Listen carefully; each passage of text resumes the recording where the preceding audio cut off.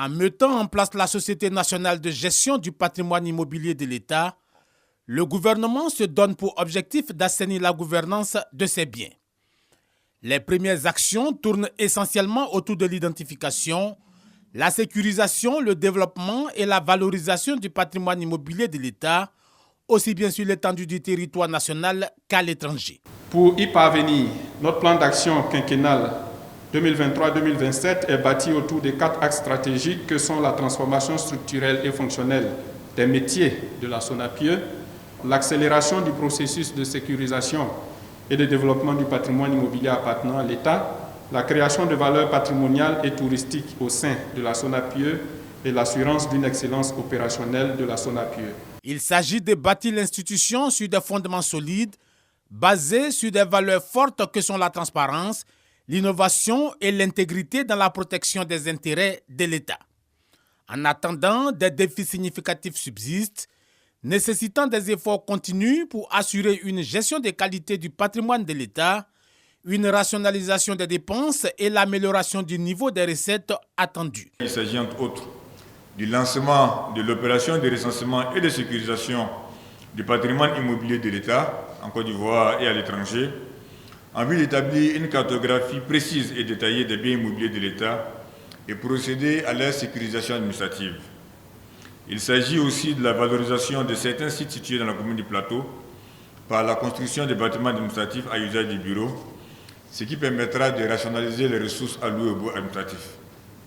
Il s'agit également de la construction de mini-sites administratifs dans les chefs-lieux de région en vue de rapprocher davantage l'administration des populations. Selon le porte-parole des 323 agents décorés à l'issue du processus, 34% de femmes et 56% d'hommes, cette distinction est un gage d'émulation pour la prospérité de l'entreprise.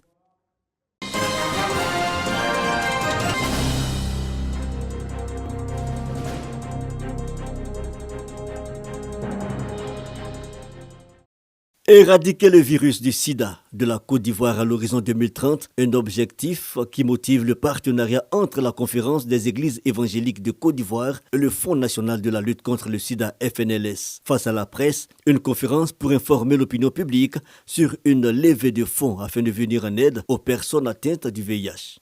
Nous sommes très heureux ce jour d'avoir été approchés par le Fonds national de lutte contre le sida pour venir en aide à nos différents concitoyens qui sont atteints du virus du sida. Et nous demandons à tout chrétien d'apporter son apport pour accompagner nos malades afin qu'ils soient soulagés. En présence de plusieurs acteurs de la santé et des ONG, la directrice du FNLS dévoile les stratégies pour la réussite de l'opération. Nous sommes très honorés de la présence des différents éminents évêques. Nos attentes qui nous accompagnent et qui nous soutiennent dans la levée de fonds pour l'éradication du sida en Côte d'Ivoire. Selon le ministère de la Santé, les actions pour faire disparaître la maladie sont les bienvenues.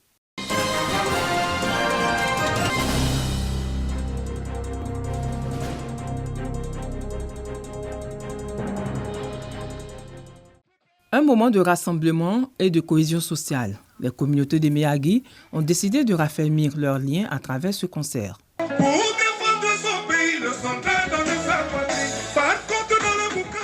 Cet événement va rassembler les fils et filles de la région de l'Anawa, précisément à Miagui. Voilà, parce que je les vois, je les sens vivants sur cet événement. En tout cas, nous tous, on est là pour la réussite de cet événement. Je veux dire merci à la population de Méagui. Vous voyez, la culture, c'est quelque chose d'ignorant, quoi. En tout cas, ce n'est pas une petite initiative, c'est une très grande initiative. L'initiative est appréciée par la jeunesse de Méagui qui a trouvé l'opportunité de communier dans la joie. C'est pour la cohésion sociale et la paix entre les jeunes de Méagui que nous faisons tout ça.